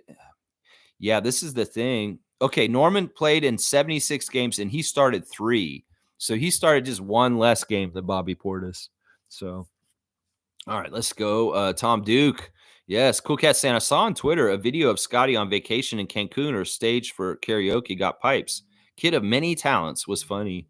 Yeah, he would say you can't sing on his Twitch, but he gets up there, he'll act a fool and get up there. So you saw something of him in Cancun. Okay, cool. Cool. Yeah, I don't know. There's a new account called Legacy Scotty or something that's posting a lot of stuff about him. Let me see. Let's go do the Instagram stories since you brought it up. First, we got Marquise Noel showing some highlights from the winter showcase of the G League with the Raptors 905. And he's in a city with palm trees. I'm not sure what city it is. I'm going to guess it may be Miami. But Marquise Noel's thanking God. Dear God, thank you. Jordan Wara walking the dog yesterday in Toronto, I'm going to guess. Either in Toronto or in Buffalo. But he's out walking the dog yesterday. And he was at the Leaf game last night. Did the Leafs win last night? I should go check that. I didn't even go look. I should go look and see if the Leafs won last night or not. No, they did not. Boston won. That's too bad. So Wara was at the Leaf game at Scotiabank last night, just so y'all know. And then he's got a Miles Turner signed jersey. His former teammate Miles is a real one, sending him a signed jersey to Jordan Wara. Let's see what else we got. The Raptors got somebody who's wearing a Raptors cap, DB Flores. I'm not sure. He's probably a soccer player. Dennis has got, of course, all of his regular products. He's trying to advertise like Atelier Drip, all the drinks and everything he's doing. But then he's got a post of Jordy saying, "Yes, sir, coach. Bring the Vans culture to the team." Bring the Vans culture. What is that? The Vans culture. What does that mean? Well, Dennis is excited about his new head coach for his team, the Brooklyn Nets, Jordy Fernandez. It's going to be interesting to see because, like, Jordy had to go up against Dennis last year at FIBA World Cup. So there's probably some real good respect there already, obviously. If Dennis is excited about it, maybe that means Dennis thinks he's going to be a net for next year. It seems like it. And then Jordy, of course, had to go up against Dennis. He's the FIBA World Cup MVP. So, yeah, there's probably a genuine respect there. Jordy Fernandez saying yesterday in his press conference, accepting the job as the Nets coach, that Nicholas Claxton is a priority to resign for the Nets. He absolutely wants the Nets to keep Claxton in their jersey. So that was kind of the comment on that. Let's see. Dennis has also got clips of Junior Schroeder playing against some young kids, and he's just breaking ankles. Wow, Junior Schroeder is advanced already. He just destroyed that kid bad. That's awesome. Crazy stuff. Charles Oakley's on a new podcast if you want to check him out. And that's it. That's the Instagram stories real quick. Yeah, good stuff. Good stuff. All right, let's keep going. Fiercey saying, wrong. Best coach is Darko. Well, I got to give him some time. He doesn't have the resume or stats yet, but we'll see him develop as a coach, and hopefully he will be the best coach in a couple years. But I can't say that yet. And David's saying certainly will be. Damn, I hope so too. I think that it could very well happen, but Spoelstra is the top of the league right now. Let's see. Fiercely saying Spoelstra, Dagnall, Kerr, Malone. I am impressed with how Dagnall was able to build with OKC, who kept losing in recent years, and develop them. He's the coach of the year, apparently. I think Michael Malone is definitely one of the top 5 coaches in the league at this point. Popovich always needs to get just legacy coaching respect in some ways. I would not put Kerr in this tier at this point. No.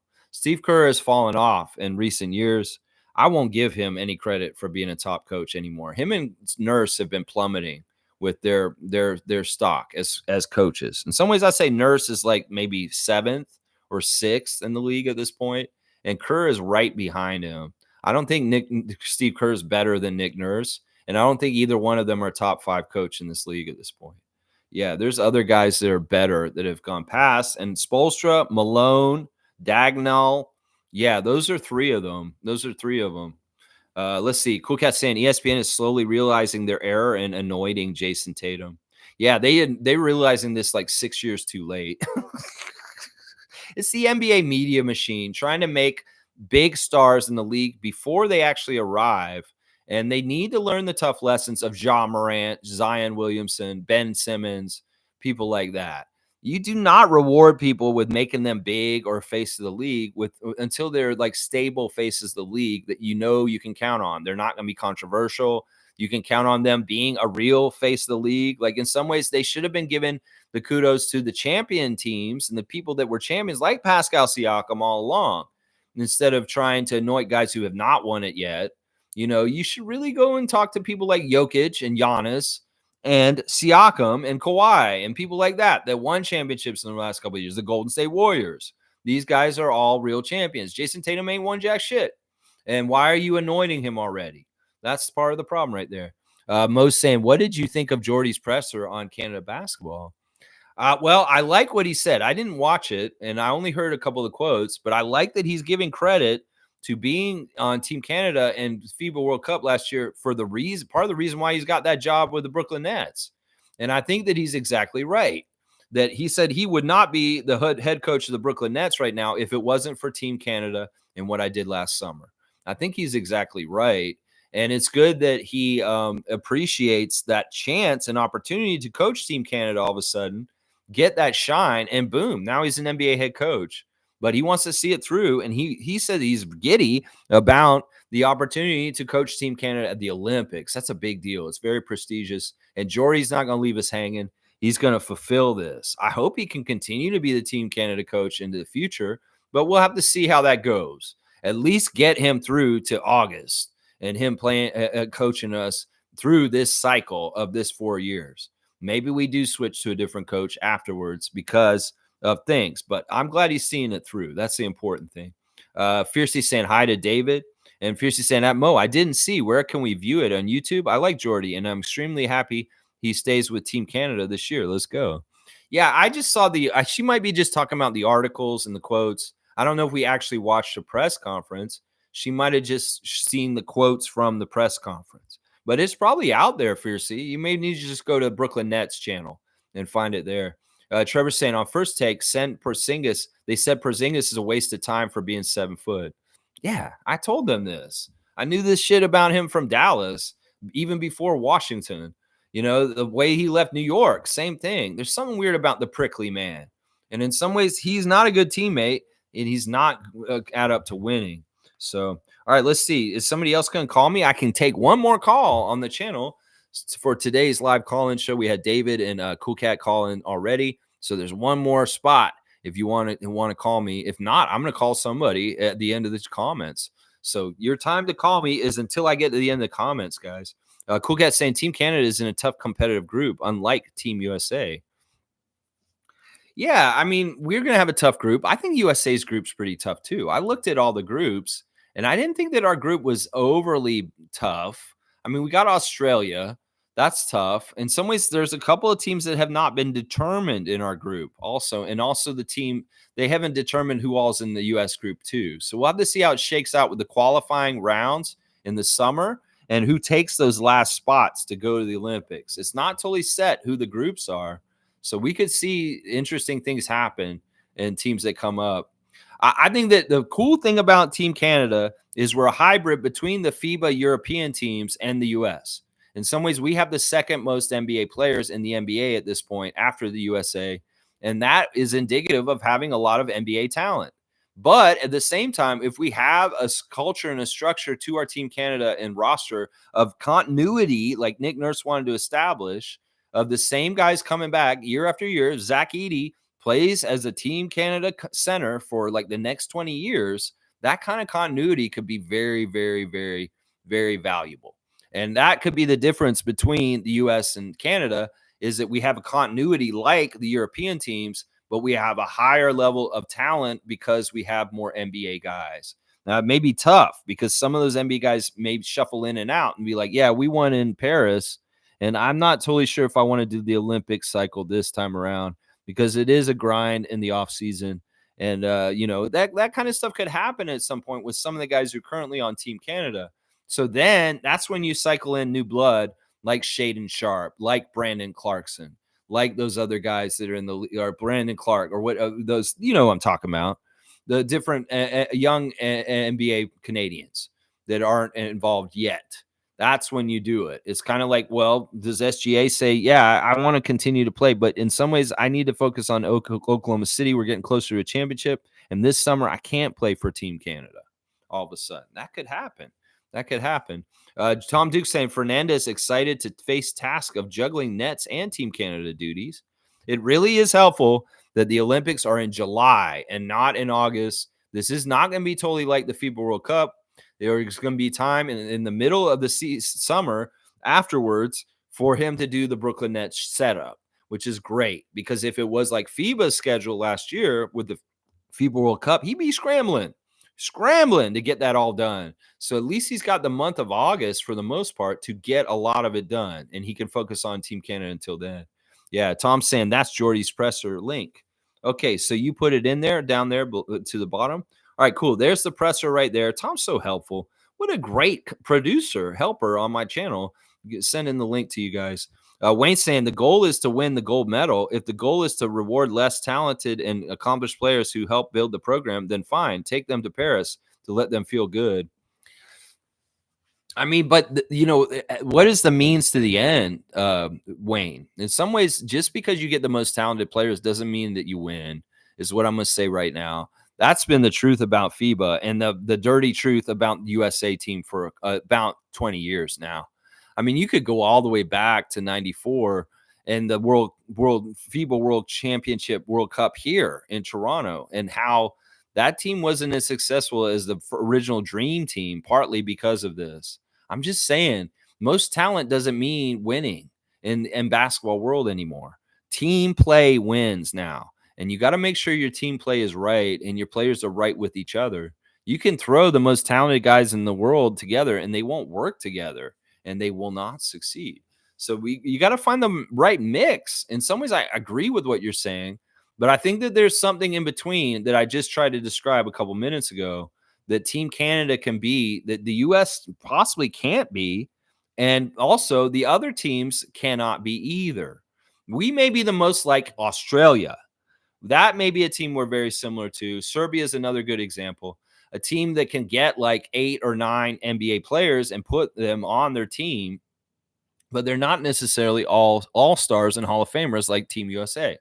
They're role players like Patty Mills and people like that. So I think there's a balance. And in some ways, the balance is more successful than just the extreme of the U.S., and also maybe no NBA players like for a team that's FIBA and just all non-NBA players. So let's see. Fiercely saying, thank you for the link, Tom. Yeah, very helpful. Nice work, David. And Fiercely saying, hang on, it jumped again. So now if Paulo tries to play with Italy, it's going to be weird. Yeah, I don't think that's going to happen. I don't know how that works. Like if you declare you're with this team or this, I mean, can they be turncoats? Like could Paulo be like, well, USA didn't want me, so I'll go play for Italy this year? No, I don't think he can do that. He probably has to sign an agreement once he does Team USA that you can't go back to Team Italy. I don't know. I don't know how they do it exactly. Carlos saying, oh man, it's so annoying. Raptors Twitter always second guesses the Siakam trade whenever he goes beast mode in these playoffs. Had fights left and right about it.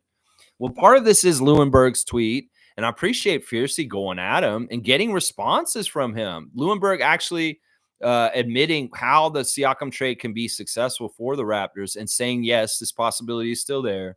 So, yeah, Josh, stop forecasting stormy clouds and stuff like that. Yeah, Raptors Twitter is just really reactive to dumb shit. In some ways, they're going to think, oh, we could have just had everything, and why don't we have Siakam anymore? And they're going to freak out.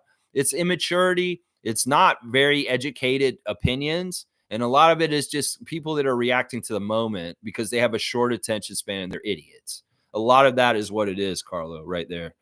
David's saying it fiercely. They never welcome him back per Loro Moto. See, that's what he's saying. In Italy, they're not going to allow Benchero come back. That he's turncoated the Italian team to go play for USA. Yeah, okay, David. Yep, he burned them bridges. Nah, don't show up back over in the old country. Don't show up over there. Scariolo, he'll meet you at the airport. Let's see. Wayne's saying, I want to see Jamal Murray on Canada's team. Don't care whose place he's taken. Tough. My vision is to see LeBron, Steph, Kevin, and Embiid all crying this summer. That's the goal. Gold medal and U.S. tears. I'm totally with you on this, Wayne. Jamal will play for us. Once again, I will say this. Last summer, there are 3 players that were on Team Canada that would have gone to FIBA if they were more healthy. And Jamal Murray was there. He was at OVO Center practicing with RJ and Kelly in the months leading up to FIBA. But he was decided because he had the championship run and he wasn't totally 100% healthy that he didn't go to FIBA World Cup last summer. So he has a spot on this team because he was on the team last year. He just didn't go on the final roster because he was hurt. So he will have a spot this summer. I'm telling you right now, Jamal Murray is for sure going to be on Team Canada at Paris. Don't even worry about this. He will be the major upgrade that we add to the team. And in some ways, he'll be that second scorer behind SGA and ahead of RJ. RJ can be the third scorer, which is a better natural role for him in the FIBA situation for Barrett.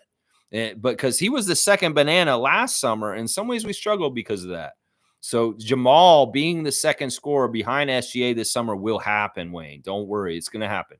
There's anybody I will put money on, and he's already said it, as long as he's healthy going through these playoffs and he hasn't any kind of injury, Jamal Murray will suit up for Canada in Paris. Trust me. Yeah, and we do want to beat USA. Don't get it twisted. But I will say this. The U.S. needs to win gold to be successful. Canada just needs to medal to be successful. Because in some ways, getting a medal in the Olympics for Team Canada basketball is huge. It doesn't matter which one it is. But if we get gold, yeah, I'd like to get gold. But if we get any of those 3 medals, that's a huge accomplishment for our team. Seriously. Fiercely saying, I got 99 problems, but the Raptors ain't one. Yeah, there you go. No, the Raptors ain't a problem. They're coming up, and they got good things happening. And that's why I'm putting these on, because the future's so bright. I got to wear shades. That's right. $10-3. That's right. I ain't got no problems. Nah. I got 99 problems, but the Raptors ain't one. That's right. David's saying, I've got blueberries, carrots, kale, lettuce, spinach, peas, cucumbers, tomato, red onion, garlic, green onions. I need one more veggie or fruit. Amari is in the house. I don't know what you should plant otherwise. That's a lot to plant, and you have an apartment. You don't even have a yard. This guy's got all this stuff growing at his house. That's the proof that you can grow your own food even if you don't have a yard, because David don't have no yard, and he's growing all that, guys. It's just so y'all know. So, yeah, you can do stuff in your apartment. You'd be shocked how much you could actually grow for yourself in your own apartment, in your house. So don't even say, well, I don't have a yard. How can I have my own garden? Well, listen to David. Listen to people like Bradley. These people know how to grow stuff, even if you don't have in the yard. So there you go. I love it. I don't know what you should grow otherwise, David. Maybe rhubarb. Yeah, Cool Cat saying, it was funny seeing some of our Raptors fan base ranting about the Siakam trade. It's time to move on and cheer for both if you want, but let it go, man. It's done. Yeah, I'm with you on this. I was over it right away, even though I love Siakam, and it was hard. It was emotionally hard in some ways. It's still hard to see him in another jersey. It's weird, but I was gearing up for this most of the season because I knew that there was a really high chance that Anunoby and Siakam would not be Raptors by the end of the season. So in some ways, it's good to kind of prepare yourself instead of just like letting it hit you because you just let it blindside you. No, if you kind of understand this is going to happen, you can go through it in your head ahead of time. It's a really good way of dealing with grief and loss ahead of time. It's just like Magic Johnson pre-visualize the game of winning it and what situation you be in the court. I'm going to make this shot. If I'm in this situation with this defensive scheme, I'm going to do this. You can do pre-visualization. If you know something may be tough to deal with coming up, you can start dealing with it ahead of time. Seriously, if you put some pre-thought into it and prepare yourself. And that's what I'm trying to say. The angst and the hurt feeling about Siakam getting traded, I didn't feel it as hard, partly because I had been preparing myself for it ahead of time. And some of these people that aren't living very well, in some ways they're very moment by moment, Raptors Twitter, yeah, they're all over the place. They need help. Honestly, they need to go talk to someone. Better Help's online. Call them or something. You can get it online. Get better help because some of y'all need help the way you go on about things. Yeah, David's saying at Wayne, I love it. I love it. See, David loves the attitude of Wayne Strainer. He's taking no prisoners. And what I said is not good enough for Wayne. Wayne wants us to go all the way and win. You got that Magic Johnson 32, Wayne Strainer. I just gave you a dunk. Yeah, let's see. Fiercely saying, just Phil Handy, assistant coach, but no player on their roster. Okay, so he's the only one. You scoped out the Lakers, and our only Raptors connection is NBA Raptors champion Phil Handy, who was assistant coach that year on our team. Yeah, okay, that's the only connection. All right. There's no Stanley Johnson somewhere. All right, Wayne's saying business wise, not talking basketball, our front office is high grade. They take low picks, undrafted picks, and develop their value. That's great business savvy. Basketball wise, talent value is a positive number. Yeah, I agree with this. It's just that right now we're in the natural cycle of a bottoming out for a rebuild or a retool or a reboot, whatever you want to call it. And every team has to go through this kind of shit every once in a while. It's just mandatory. Every team goes through it. The Celtics, the Lakers, the Sixers, every single team will get to this point. The Warriors are about to go into it themselves. So, yeah, it's just a part of natural life cycle. Just like a plant has a life cycle. Well, certain cores on franchise teams go through life cycles, and that's just renewal. And that's what we did this year. We have to go through renewal with Scotty in the next growth cycle. So that's just how it goes. Cool Cat saying, I chuckle and cheese hard to see how Pacers are aggressively recruiting Siakam to sign with them in free agency. No shame in the game and feeding one's ego. Their culture sure is different. Yeah, it is different in Indy, and in some ways, they're very proud a traditional basketball state, and in some ways, that will reflect the way that they seduce or try and court Siakam this offseason. I think they're going to be fine. Siakam does not like a lot of change or weirdness or weird waves. We know this. In some ways, that was part of the reason why he wanted to be a Raptor for the rest of his life. In some ways, the upheaval of him going to Indiana, well, it's landed softly, and it's a nice fit, and he likes it, and he's happy. So I love that. But in some ways, he's not trying to be on his third team in like a year. Trust me, he's just that kind of personality. He's very loyal, and he likes kind of steadiness. He doesn't want to jerk things around. So Indiana Pacers fans, don't be worried about this. Him and his agent Todd will figure it out with you guys. Trust me, they will. And he will be a Pacer next year. I'm pretty sure. I'm pretty sure about him and Quickly. They're going to be on their teams they're supposed to be. And Quickly's going to be a Raptor next year once again. And Siakam will be a Pacer. And y'all won't need to worry about this. Seriously. Let's see. Cool Cat saying, what is in Canada air and water? We're churning out rookie powerhouse players. Nebhard, Mathurin, Sharp, Mac, MP. Yeah. Exciting times. That's what I'm saying. Those are the young crop that may be coming in and taking the next cycles coming up for Team Canada. We've got a nice growing crop of stuff coming up afterwards, and that's fantastic for sure. Yeah, I don't know. In some ways, the Air Canada Carter effect is a huge part of it. In some ways, the Raptors championship is a part of it. In some ways, just the Raptors being a cool thing in Canada in the last 15 years is a huge part of it. Huge part of it right there. Yeah. Cool Cat saying Pascal lives in Toronto and has siblings and nieces foundation here. He has settled roots in this country. He's Cameroonian and Canadian, so we have not lost him forever. Jersey and the Raptors, Toronto forever. 43 forever. Yeah, I love that. That's a nice little touch, Cool Cat. I don't want to change your number. You're at 43, so I don't want to give you a dunk, even though that's awesome. And she's giving me the Cool Cat cutoff, too. Very nice. Mo, do you want to call me on the phone today? I got one more spot to have the call in today. So, Superfan Mo, if you want to be the third call today, I would love to have you on the phone today to talk to you and see what your thoughts are on our former Raptors in the playoffs, like Siakam and Anunoby and Valanciunas, and also how Team Canada guys are doing, like SGA and Jamal Murray at a very high level, winning some games. I'm all about it. She's saying, keep up the great streams. Glad I didn't miss much today. Raptor Freak family crew strong. I got Botox for 3 months, feeling stronger too. That right on, Mo. I'm glad to hear that you got stronger from a Botox treatment. And yeah, kick some butt, Mo. And we're so looking forward to your birthday party in June. David's saying he's going to be there today on the phone. So we'll be down there to celebrate your birthday. Blackhawk saying, correction, Pascal lives in the States now. That interview he did post-game was his coming out party to the Pacers. Besides, his mom lives in Florida, so he has multiple homes. Pascal's great. Well, he's definitely going to have a connection here. Cool Cat's right. When he said Toronto forever, he meant it. And yeah, they're going to still have, like, he has a lot of family up here still. So he will be coming through here at some point, too, in the offseason, I'll bet. Randolph saying, Lex, after your show is over, I go looking for some good content from Raptors channels I subscribe to, and it's very disappointing by the headlines and negative content on front office and their past moves. Yeah, what's the point of that? Like, do you want to help this team get better and continue to win in the future? Or do you want to destroy it and just make it rubble in the ground? That's what I try and tell content creators everywhere. Listen, are you a fan? What is your purpose of your channel? What's your mission statement? Is it to be snarky? Is it to feed your own ego? Are you trying to make money? What are you trying to do with your channel? I'm trying to do something very specific here, and that's to help the Raptors go towards more championships. And people tearing down our front office for no reason, that's not helpful. If you're doing that for clicks, if you're doing that to monetize your channel or whatever the fuck, get over yourself and fuck off. In some ways, that is the worst kind of motives for this. So I'm with Randolph on this. That's disheartening. Hopefully there could be more channels like mine out there. But if there aren't, I'll take that spot.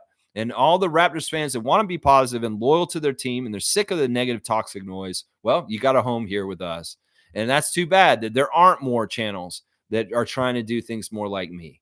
I'm a real fan. I'm a real fan, and I'm going to do things like a fan would. And fans don't tear down their own team and try and kick them while they're down. The Raptors need us more than ever with unconditional support. And that's the thing.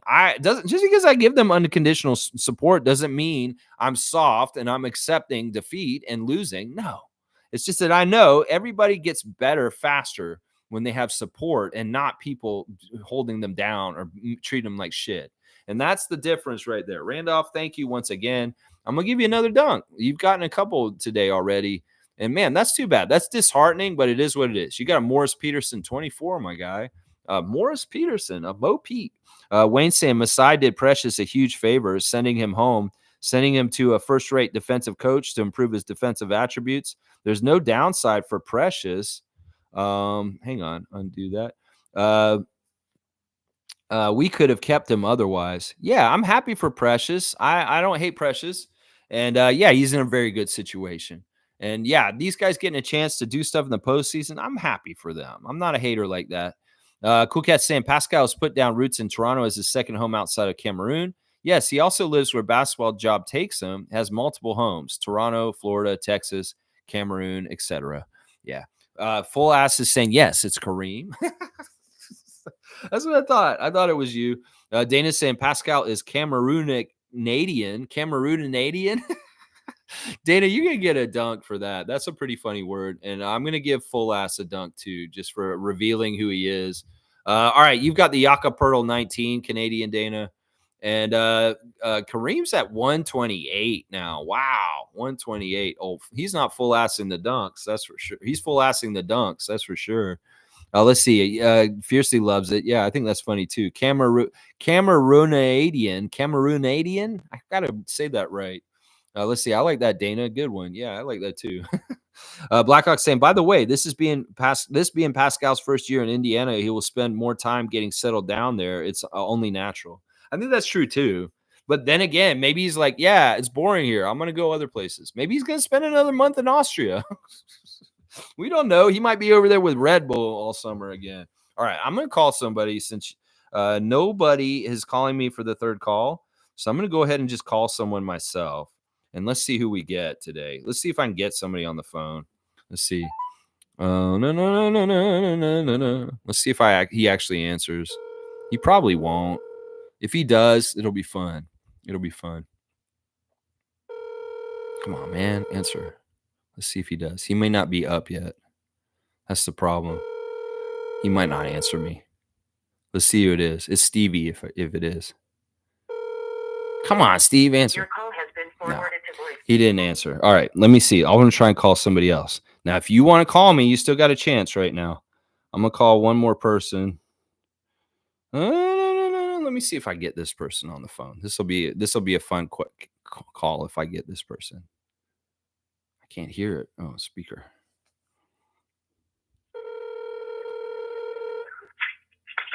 Hello, Chris? Yeah. Hey, listen, you're on my show live right now. So you can say whatever. It doesn't matter. You can cuss. You can say whatever. It's no cuss. It doesn't matter. Are you at work right now? Yeah, I am. How have you been, man? It's good to talk to you. It's been a little while. Yeah. Okay, yeah. Chris is the person that went to the finals game number 1 five years ago with me when the Raptors played the Golden State Warriors. Chris is the guy who went to the game with me. He's also Pizza Chris, my friend that had the pizza truck, and we used to go on the pizza tickets all the time. Those were good times, weren't they, Chris? $1,000 ticket, eh? Yeah, we paid $1,000 each to go to that Raptors Golden State game number 1. Yeah. In the playoffs, the atmosphere is completely different. especially on that game. I wouldn't change that. I mean, that was a great memory. You still have your Drake OVO long sleeve shirt, right? Yeah. Yeah, those are worth money now. You know that that's almost worth half the ticket, like the $1,000. Isn't that's the only game they won at home too, isn't it? Yes, in the finals, that is the only game that they ended up winning at home during that finals. We won all the rest of them in Golden State. Yeah. Yeah. But Chris is a very good old friend of mine. As I said, he used to be in charge of the ovens at Scotiabank Arena, and we used to have to go into the stands and check the ovens by taking the pizza and eating it in the stands. Those were the days, weren't they, Chris?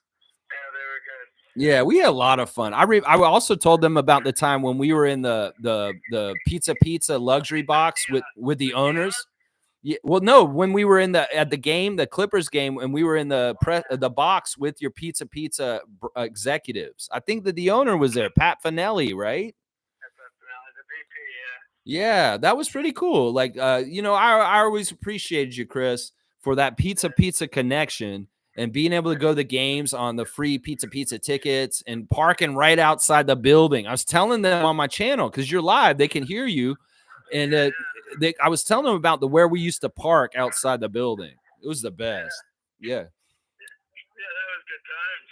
Yeah, I miss you, man. We got to get together. I know I told you I'm about to move out there. I'll be kind of closer to you. I'm going to definitely come by and see you. And I hope you'll come out and check out where I'm going to be living soon. Also. Yeah. But you've been good. You've been very good. Yeah, I'm busy at this job. Okay, you're still with the generator company? Yeah, Maintaining them. He's in charge of emergency generators. He'll bring them around to the Toronto area and set them up for places that need generator help all of a sudden. So he's very overworked. So whoever needs the power, Chris has got the power. Just like He-Man. Do you guys do that? Like, do you do the He-Man thing like all the time? Like when you hook it up, is it like mandatory? Do you say, I have the power or something like that? Yeah, you do that. I know you do. Chris, I love you, man. And I will call you again off the air at some point, and we're definitely going to come see you. And you think my new truck looks like a construction truck? Yeah, it's because it's that cyber orange. Yeah, it's going to be interesting. Anyway, I love you, man. And thanks for taking my call today on the Thursday Think Tank, the Raptor Freak Thursday Think Tank today.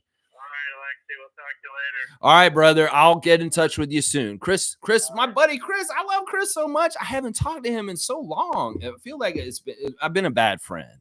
In some ways, I know he's really busy in the generator work, because he's got to go and set up those emergency generators and stuff. So, yeah, man, I wish he hadn't left Pizza though. But yeah, that's my buddy Pizza Chris.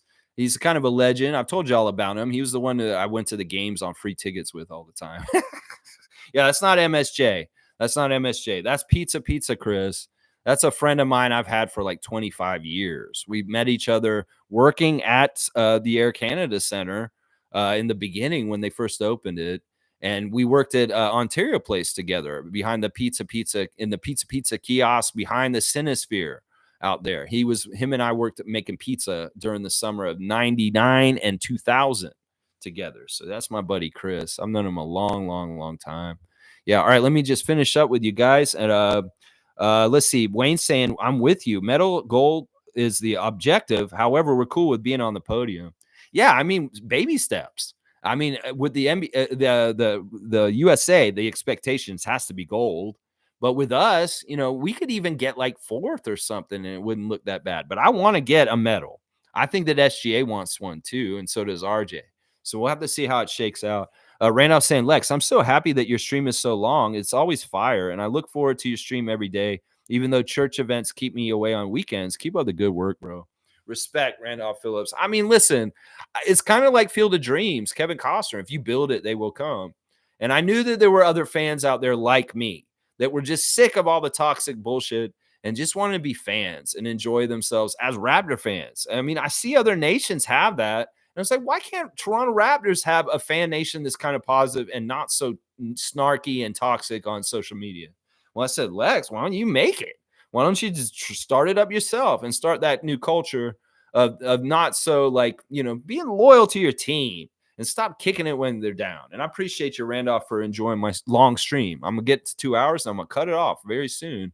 Yeah, very, very soon. Yeah. Blackhawk saying, I agree with Wayne with the Precious take.